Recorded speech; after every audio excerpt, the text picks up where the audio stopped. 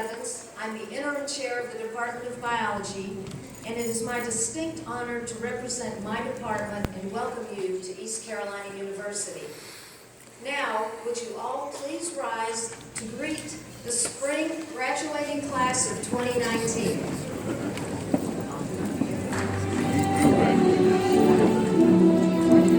Where are they coming? It's on the phone.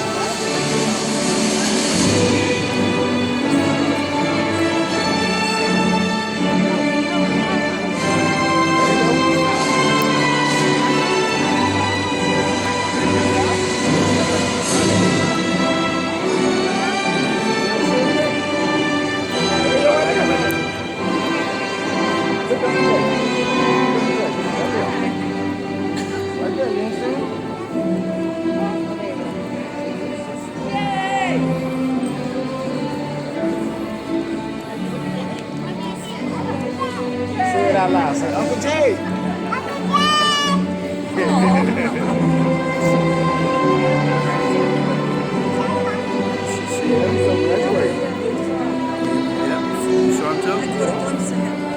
Just a glimpse.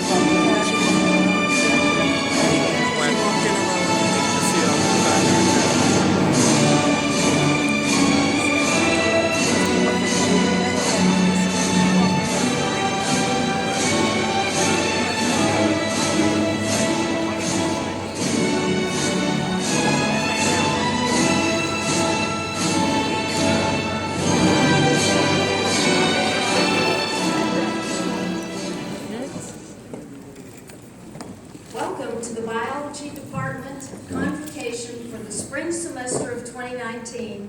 Please be seated.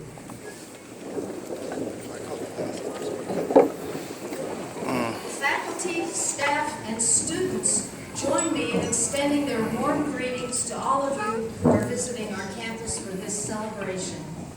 We are excited that this is the first time we will hold our ceremony in this beautiful new student center. And just to let you know, the ceremony is being live streamed and recorded, and your graduates have been given the link to the recording. Now, as we say at ECU, it's a great day to be a pirate. And I would add that it's a great day to be a biology graduate. There are many satisfying and worthwhile things that one can do in a career, but we here today think one of the best things to do is study biology or to pursue a career that builds on that study. And to be clear, I am including the sister field of biochemistry when I speak of biology. As most of you know, biology is the study of life. And I am honored and delighted to be here this afternoon to welcome this talented, dedicated, industrious group of scholars to the sorority and fraternity of biologists. Some as they earn their bachelor's degree, a first step, some as they earn a master's degree, a second step, and a few as they complete their doctorates. I hope every one of them takes away some of the passion for science that our faculty feel. I hope they carry with them always a love of learning and a desire to serve. Some of our graduate Creative Activity Week. I am proud to tell you that the presentations were consistently of the highest quality, and several won awards for their work. Our biology students are recognized time and again with the highest campus, state, and even national awards and fellowships. And I'm also proud to announce that out of this year's graduating class, at least 4 students have been accepted to dental school, at least 4 students have been accepted to medical school, and at least 1 student has been accepted to vet school. So this is a time of celebration for all of us.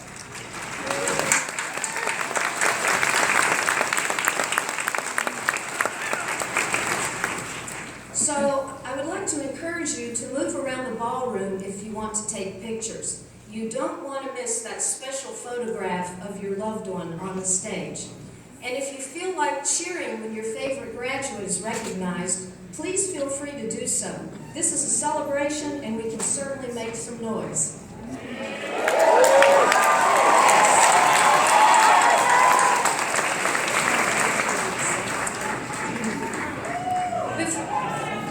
Before we continue with today's celebration, I want to introduce the biology faculty members who are with us today, and they are seated to my left. As I introduce each one of them and their area of expertise, I ask them to stand and remain standing, and that we hold our applause until all have been recognized. Dr. Elizabeth Abels, Cell and Developmental Biology.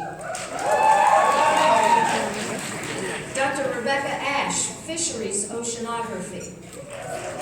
Dr. Chris Callis-Dewell, Science Pedagogy. Dr. Dave Chowcraft, Population and Community Ecology. Dr. Tim Christensen, Developmental Biology.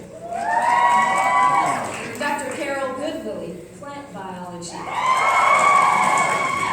Dr. Paul Hager, Biochemistry. Dr. Claudia Joles, Plant Ecology and Assistant Department Chair. Dr. Keith Keene, Health Disparities and Disease Genomics. Dr. Joe Luskovich, Marine and Estuarine Ecology. Dr. Lauren McCarthy, Ecology. Dr. Mike McCoy, Quantitative Ecology. Dr. Xiaoping Pan, Biochemical Toxicology and the Director of Graduate Studies. Dr. Ariane Peralta, Microbial Ecology. Dr. Dr. Roger Rulifson, Fisheries Biology and Harriet College Distinguished Professor. Dr. Jean-Luc Samama, Cell and Developmental Biology and the Director of Undergraduate Studies. Dr. Edmund Stellwag, Molecular Genetics. Dr. Lee Sutton, Anatomy and Physiology. Dr. Beth Thompson, Plant Developmental Genetics. Dr. Suellen Tullio, Ecology. Dr. Heather Vance Chowcraft, Ecology and Science Pedagogy. Dr. Yang Zhu, Molecular Endocrinology. Okay, are there any faculty members present that I might have missed, or did I get everybody? I got everybody, all right. Ladies and gentlemen, let's get hands up.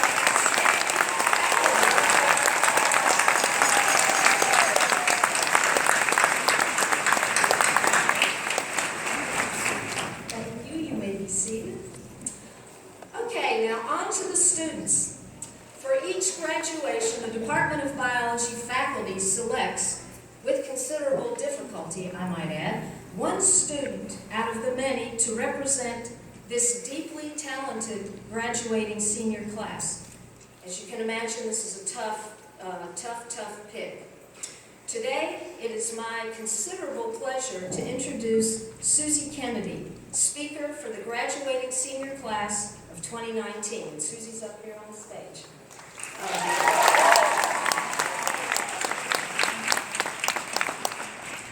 Susie is one of our non-traditional students.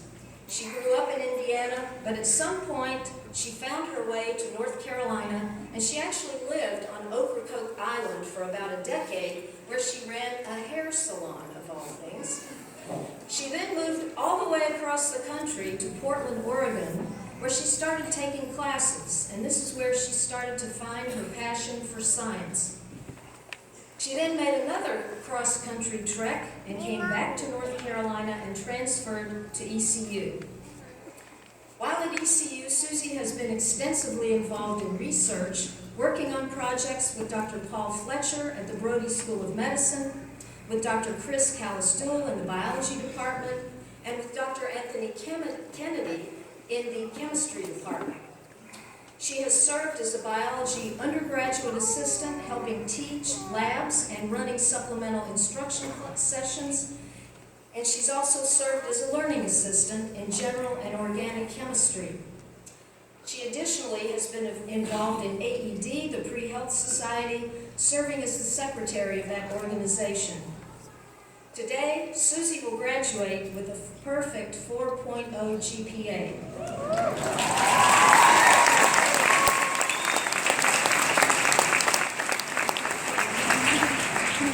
She has been accepted into 3 medical schools, Brody, Georgetown, and UNC Chapel Hill, and she has chosen to attend UNC Chapel Hill.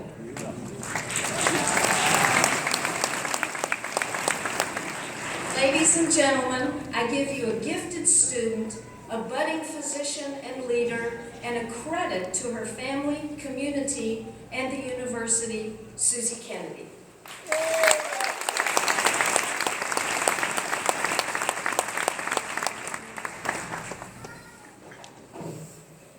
Thank you, everybody.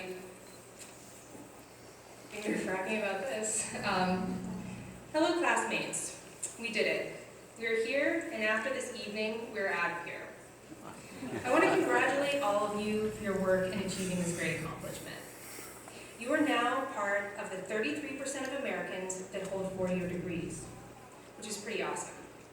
I know this number because I spent a majority of my adult life among the 67% of non-college educated.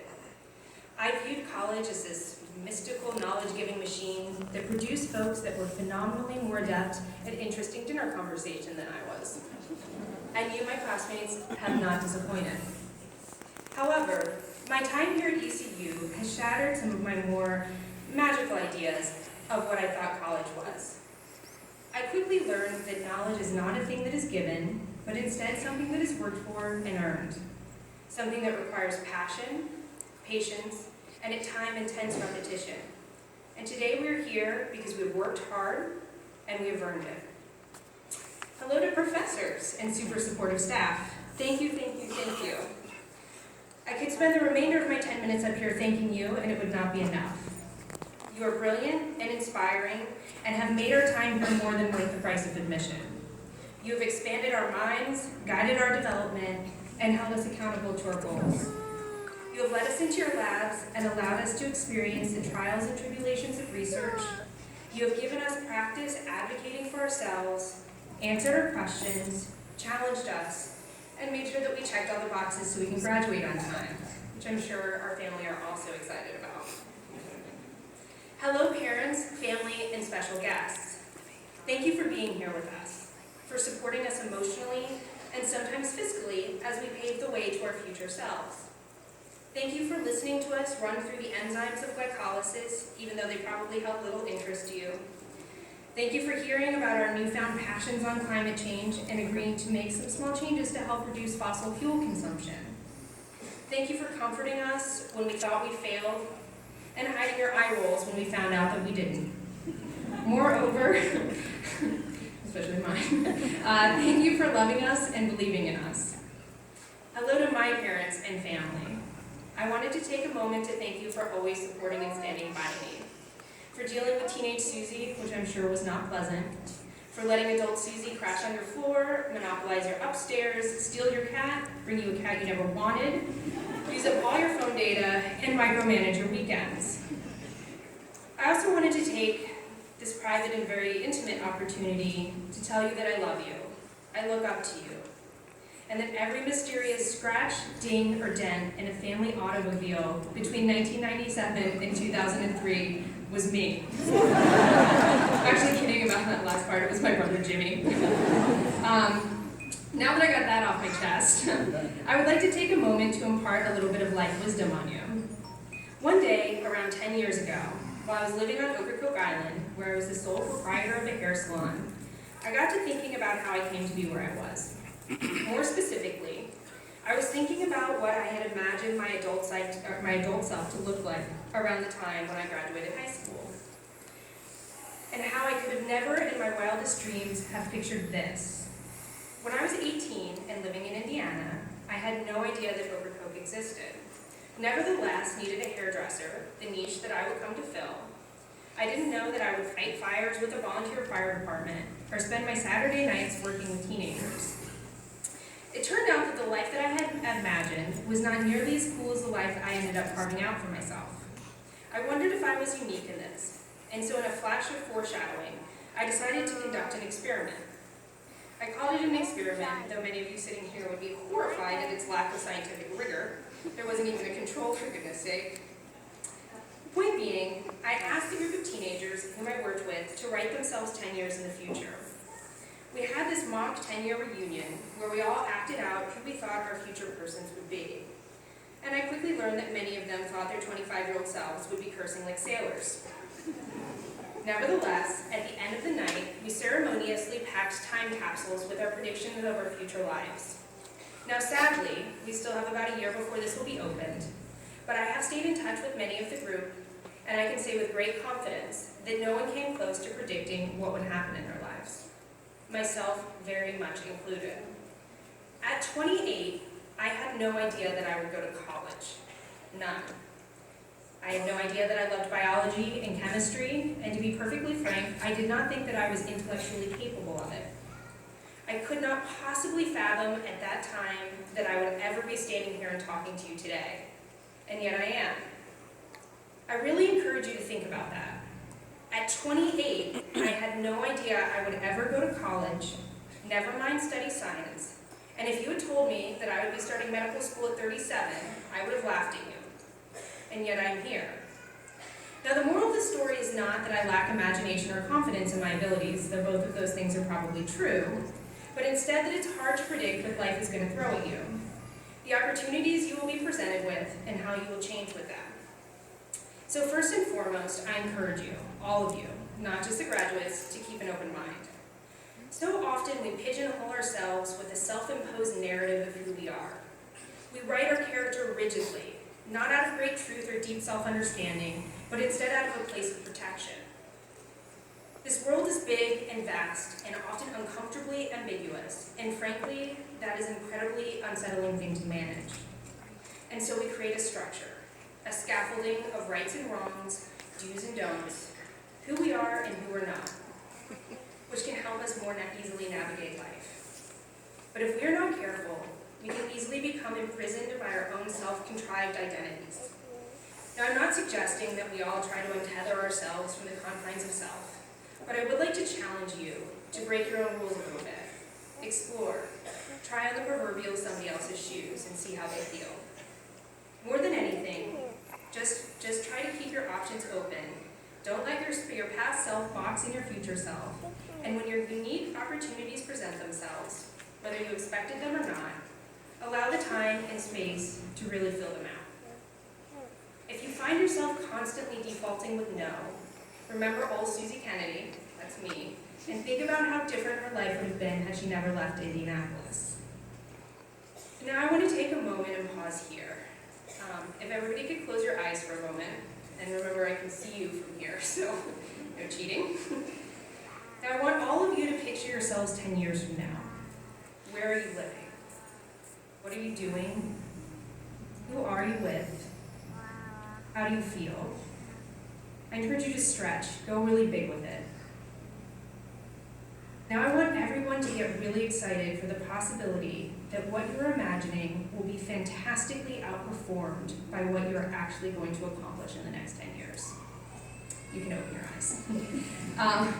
In conclusion, you all are amazing and special and bright and beautiful. And you have made my time here at ECU absolutely awesome. Thank you so much and congratulations.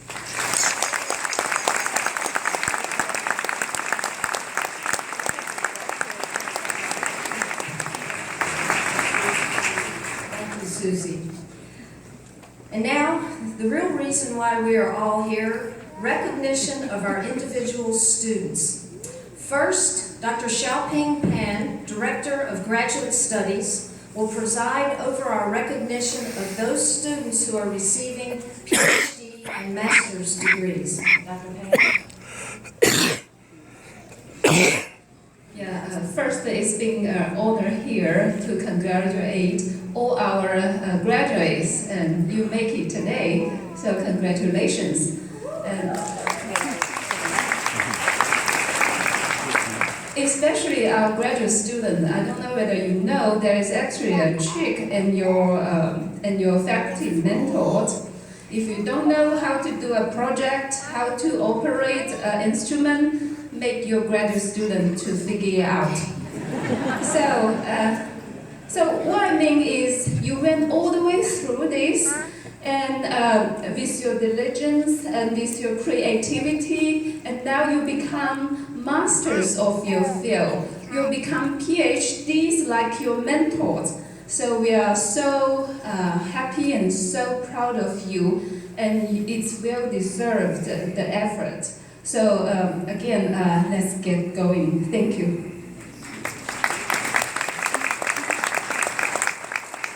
So first is our PhD program. Is actually called Interdisciplinary Doctoral Program in Biological Science. I hope you parents will remember their long names. So first is our Nicole Armstrong.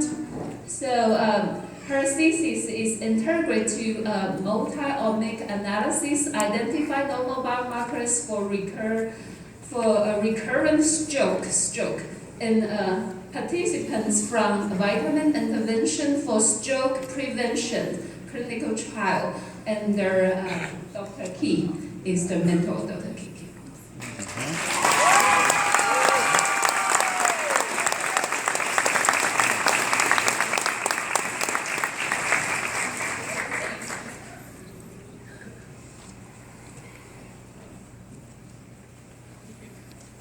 In our second PhD students, Ms. Danielle Fingert, regulation of critical step in Drosophila melanogaster early oogenesis by steroid hormone ecdysone.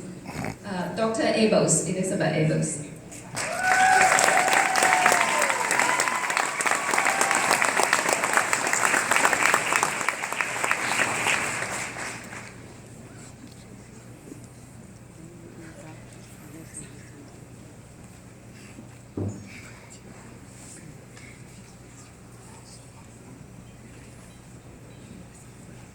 The next is our Master in Science and Biology program.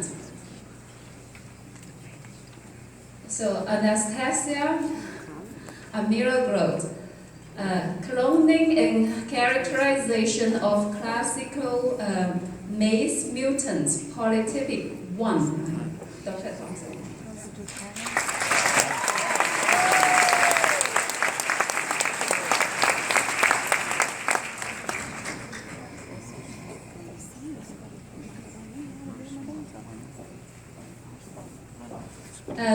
Next, Lindsay Davenport, investigating the role of transcription factor TRL during germline development in Drosophila again, ovary. Dr. Abels again. Yeah, she's back.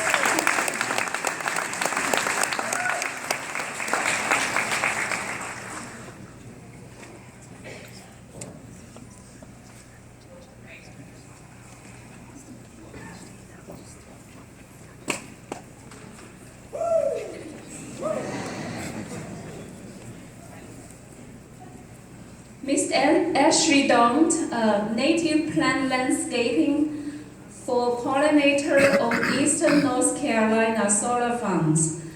Dr. Claudia Jones.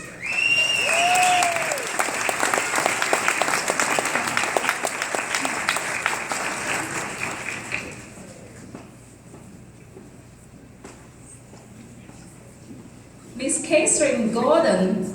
So many girls so far.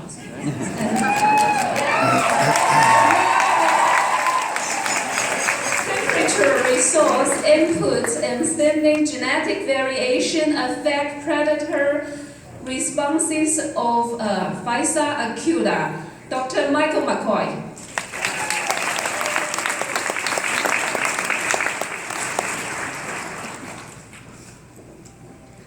Kayla Spraylis. A metagronomic approach to understanding recurrent stroke, again, risk in African Americans. Very well. Dr. Ki Kim, again.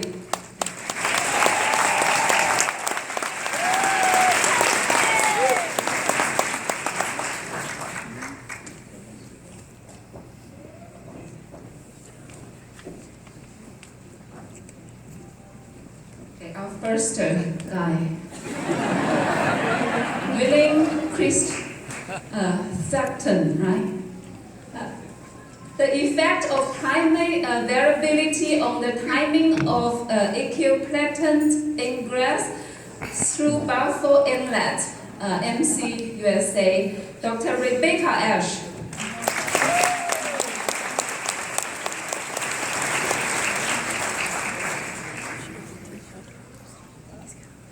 So next is our Master of Science in Molecular Biology and Biotechnology program. Miss Catherine Darcy, investigating novel chromosome 2 genetic variants associated with recurrent stroke, the stroke lab. So Dr. Ki Kim's lab again.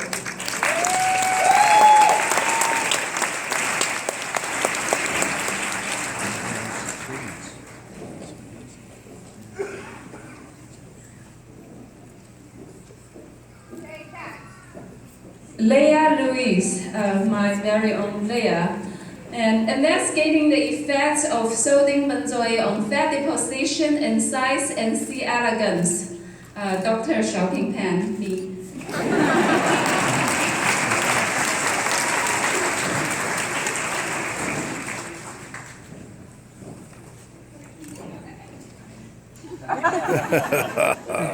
She's ready to come.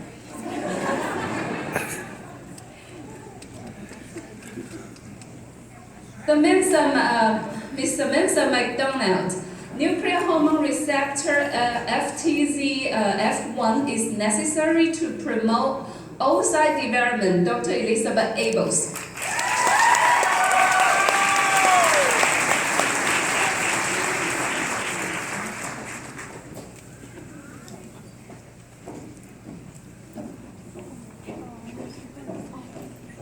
Miss Nicole Michaud, a candidate gene study finding associations between recurrent stroke and genetic variants of 5 folate-mediated 1-carbon metabolism pathway genes. I got to put a limit on the title.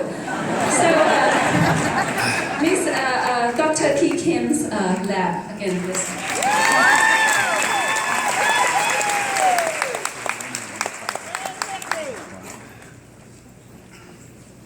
Mr. Marcus Williams.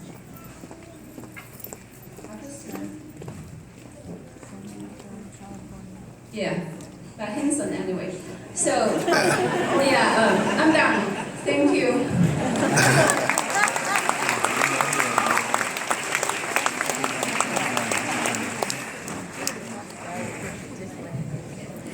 Okay, now Dr. Jean-Luc Samama, Director of Undergraduate Studies, will preside over our recognition of our undergraduates who are receiving the Bachelor of Science degree. Dr. Samama.